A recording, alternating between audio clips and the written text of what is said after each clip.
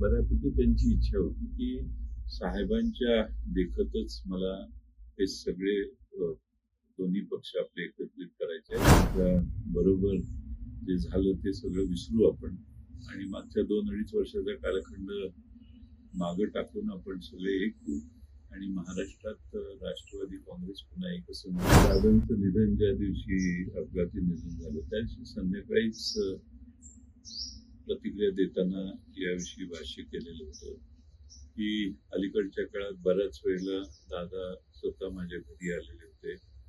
अनेक वेळेला त्यांची माझी चर्चा झालेली होती. जवळपास 4 वेळा तर ते जेवणात संध्याकाळी यायचे आणि जेवण करूनच चर्चा पूर्ण करून जायचे. त्यामुळं बऱ्यापैकी त्यांची इच्छा होती की साहेबांच्या देखतच मला हे सगळे दोन्ही पक्ष आपले एकत्रित करायचे आणि माझ्याबद्दल जी जनमानसात आहे ते सगळं पुसून मी पुन्हा साहेबांच्या पक्षाबरोबर एकत्रित यायला तयार आहे आणि त्यांचा आग्रह होता. त्यामुळं एकदा नाही जवळपास 8-10 वेळा माझ्याकडं त्यांच्या बैठका झाल्या आणि बैठकीचं ठिकाण माझं घरच होतं आणि माझ्याकडे येऊन बऱ्याच वेळेला पहिल्या 2-4 बैठका तर त्यांनी त्यांच्या भावना व्यक्त करण्यातच खर्च झाल्या आणि त्यांचा प्रचंड साहेबांच्या बद्दल आदर होता. साहेबांच्या बरोबर जे झालं ते सगळं विसरू आपण आणि मागच्या 2-2.5 वर्षाचा कालखंड मागं टाकून आपण सगळे एक होऊ आणि महाराष्ट्रात राष्ट्रवादी काँग्रेस पुन्हा एकसंघ करू ही त्यांची अंतिम आणि फार तीव्र अशी आग्रहाची भूमिका होती. 12 फेब्रुवारीचं कसं काही ते शेवटी 16 तारखेला रात्री माझ्या घरी आमच्या पक्षातल्या काही प्रमुखांची त्यांची बैठक झाली. त्याच्या आधी अमोल कोल्हेजी किंवा हर्षवर्धन पाटील यांना घेऊन एकदा आमचे पक्षाच्या अध्यक्षांची 2 वेळा बैठकीत ते सहभागी होते. त्यापूर्वी 16ला सगळेच आम्ही एकत्रित जमलो आणि त्या दिवशी ठरलं की आपण जिल्हा परिषदेच्या निवडणुका आघाडीत लढवू आणि आघाडीत लढवल्यानंतर आम्ही त्याच्यात जिल्हा परिषदेचे निकाल लागल्यावर 7ला निकाल लागतील. त्यांचं म्हणणं 8लाच करू. म्हटलं 8ला मी दिल्लीला एका लग्नाच्या निमित्तानं आहे, 8-9ला नको. मग किती तुम्ही तर त्यांनी सांगितलं जयंत पाटील ठरवतील ती तारीख मंजूर आहे. मग आम्ही 10ला करू, मग 12ला करू, मग 12ला करू. कारण मध्ये 4-5 दिवस त्या फॉर्मॅलिटीला लागतील. 12 तारीख ही आम्ही निश्चित केली. दुसऱ्या दिवशी पहाटे उठून आम्ही त्यातही योगायोग असा की आम्ही सगळे इतके होतो की आम्ही सहज गमतीनं म्हटलं दादा विमानानेच उद्या सकाळी पवार साहेबांना भेटायला बारामतीत जाऊ. आम्ही ज्याला फोन केला त्याने सांगितलं नाही ती धावपट्टी लहान आहे, माझं विमान काही तिकडे उतरणार नाही. मग आम्ही लगेच निर्णय घेतला की गाडीनं जाऊ. पहाटे निघून आम्ही पवार साहेबांच्या समोर 8 वाजता बसलो आणि तिथं सविस्तर चर्चा झाली आणि 12 तारीख आम्ही सगळ्यांनी निश्चित केली आणि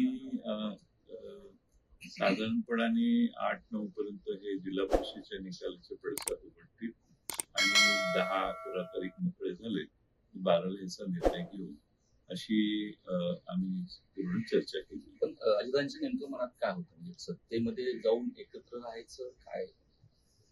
नाही, आधी दोन्ही पक्ष एकत्रित करायचे याच्याबद्दल त्यांचा आग्रह होता. आता त्याचे बरेच तपशील आहेत.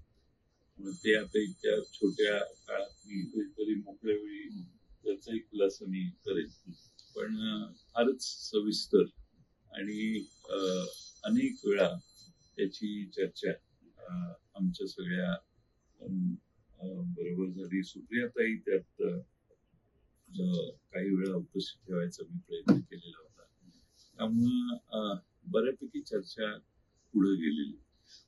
अजितांच्या मातीचा आणि त्यांनी मला हेही सांगितलेलं की त्यांनी प्रफुल्ल पटेल, सुनील तटकरे, छगन भुजबळ आणि त्यांच्या पक्षातल्या अन्य आमदारांना देखील याची त्यांनी कल्पना दिली आहे की आम्हाला त्यांनी स्पष्टपणाने सांगितलेलं.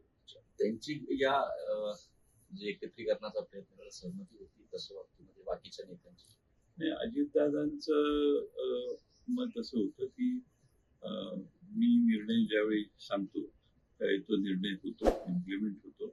तुम्ही त्याबद्दल काही चिंता करायची कारण नाही. हे सगळे माझे सहकारी मी म्हणेन त्याप्रमाणे निर्णय करतील. अजितदादांच्या माती सावरण्याचा कार्यक्रम झालाच आणि ज्या पद्धतीने तातडीनं घडामोडी घडल्या, सुनेत्रा वहिनी तातडीनं मुंबईला रात्री पहाटे प्रवान करत आज मुख्यमंत्रीपदा शपथविधी गटनेता, या सगळ्या ज्या इतक्या घडामोडी तातडीनं घेत आहेत शपथविधी, तो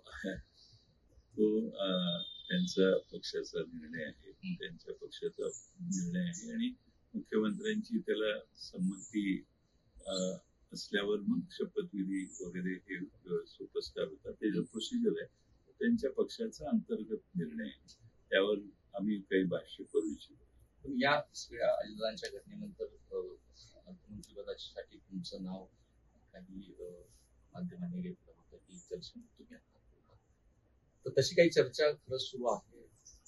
नाही, असं आहे की त्यांचा पक्ष आज तरी किमान फिजिकली स्वतंत्र पक्ष आहे त्यांचा आमच्यापासून, आणि त्यांचा पक्षाचे निर्णय हे आता सध्या दिसतंय की प्रफुल्ल पटेल आणि सुनील तटकरे हे त्यांच्या पक्षाचा निर्णय आणि काही प्रमाणात कदाचित भुजबळ साहेब असतील हे तिघं घेत आहेत.